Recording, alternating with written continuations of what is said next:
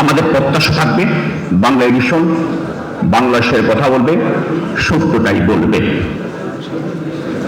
সাংবাদিকতা হচ্ছে সত্যের আরাধনা, তাই খবর হতে হয়, নিউজ হতে হয় পুরোটি সত্য। সত্য মিথ্যার সংমিশ্রণে কখনো নিউজ হয় না। অর্ধ সত্য অর্ধ মিথ্যা দিয়ে কখনো সংবাদ হয় না, যেটা বাংলাদেশের ক্ষেত্রে আমরা দেখে আসছি। আমরা আশা করছি বাংলা এডিশন পুরোটাই সত্য তুলে ধরবেন।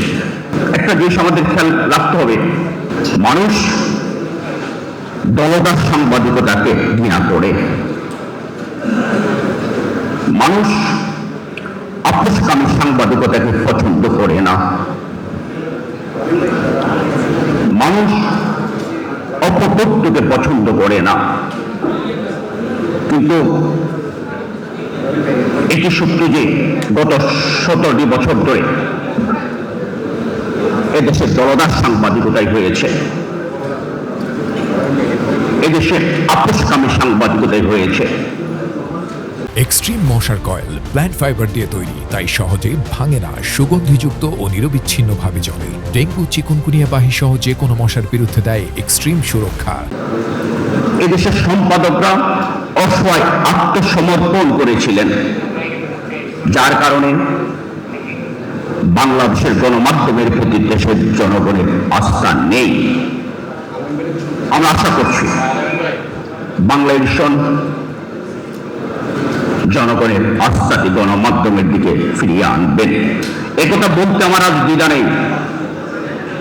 বাংলাদেশের মিডিয়াগুলো গত 17 বছর ধরে গণমাধ্যম বা সংবাদ মাধ্যম হতে পারেনি বলে জনগণের আস্থা হারিয়েছে।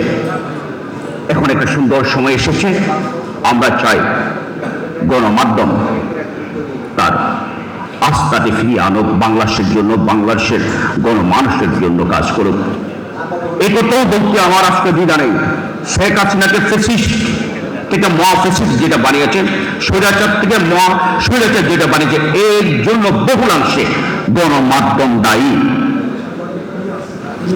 সেদিন গণমাধ্যম একটি বারের জন্য কি বলেছে যে আপনি ভারত থেকে চুক্তি করে এসেছেন? যে প্রেস কনফারেন্সটা করলো সেখানে প্রশ্ন করেছে কি কি আপনি চুক্তি করেছেন, সে কথাকে প্রশ্ন করেনি। বরং আমি সেদিন দেখলাম বর্ষিয়ান এক সম্পাদককে বলতে, আপনি তো বাংলাদেশের নেত্রী নন, আপনি বিশ্ব নেত্রী হয়ে গেছেন।